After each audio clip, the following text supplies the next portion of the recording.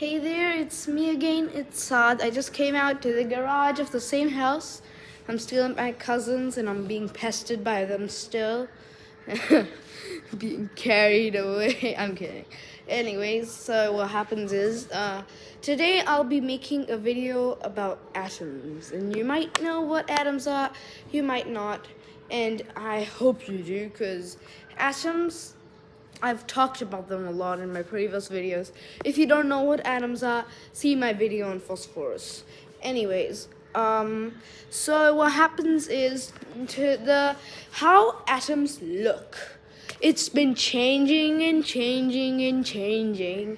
5 times in the last 200 years, it's changed.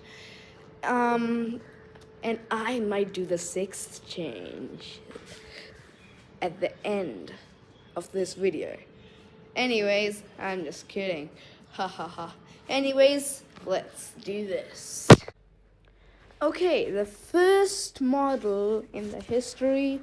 The model just means how an atom looks, or how we think they look. So in this case, it means that. Anyways, so the first one was made in 1803, so in the 19th century. And it was made by John Dalton. He was just John Dalton. This was when atoms were discovered. It's called the solid sphere model because they thought that atoms were literally spheres with no smaller components. Now we know, as you saw in my video about phosphorus, as they are atoms with a positive charge, protons, and they're atoms with a negative charge, electrons, and they are atoms with a neutral charge called neutrons. But they didn't know that back then. Well, let's jump 100 years. For 101 years, in fact, for 101 years, everyone accepted this model. But after 101 years, it changed. And it began to change in rapid succession 4 times over. Next, the plum pudding model. In 1904, J.J. Thomson did this. So you can see, what is this? I think I accidentally drew an electron outside of the atom. Just ignore that. Yeah. So let's go back.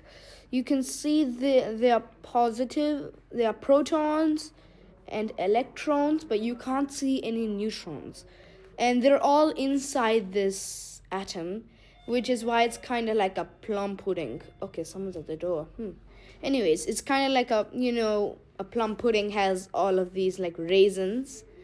So that's kind of why it's called the plum pudding model. 1904, and people accepted this for a few years, but then another change came. The nuclear model. This is kind of more like it, but the nuclear model has a fixed nucleus, and it has protons and neutrons. I just didn't draw the neutrons. And it has electrons orbiting around in fixed orbits.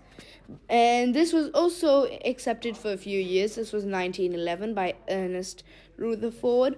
By the way, just a side note, there's actually an element named after him, Rutherfordium. Yep. Anyways, moving on. There was now one by Niels Bohr in 1913. They're called the planetary model, in which the electrons orbit in fixed orbits, but the changed part is there are neutrons too, and the nucleus is constantly moving, kind of rearranging itself and doing stuff like that. And then finally, the 5th model, which we've accepted so far, made by Erwin Schrödinger. He has also conducted the experiment named Schrödinger's cat. I'll make a video on that soon, maybe. It's called the quantum model. This is all about quantum physics. It's based on the Heisenberg's uncertainty.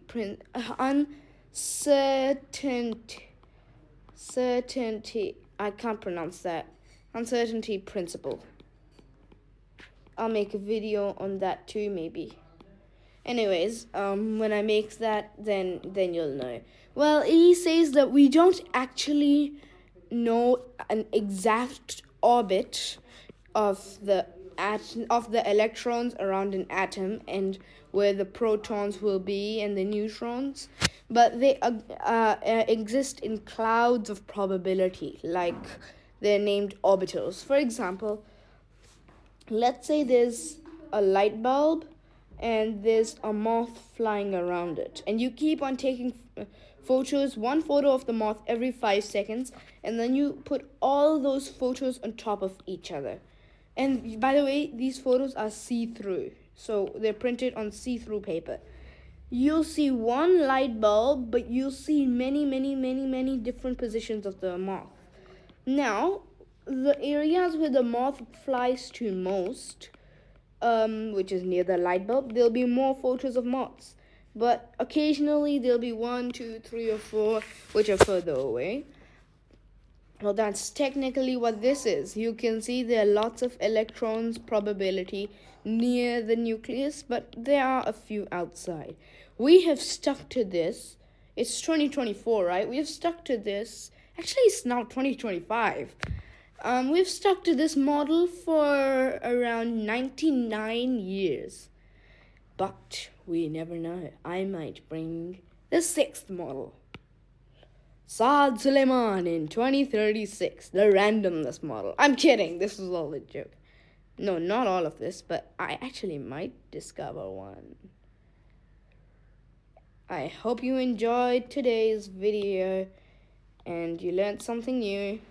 Get ready for my video on Heisenberg's uncertainty principle.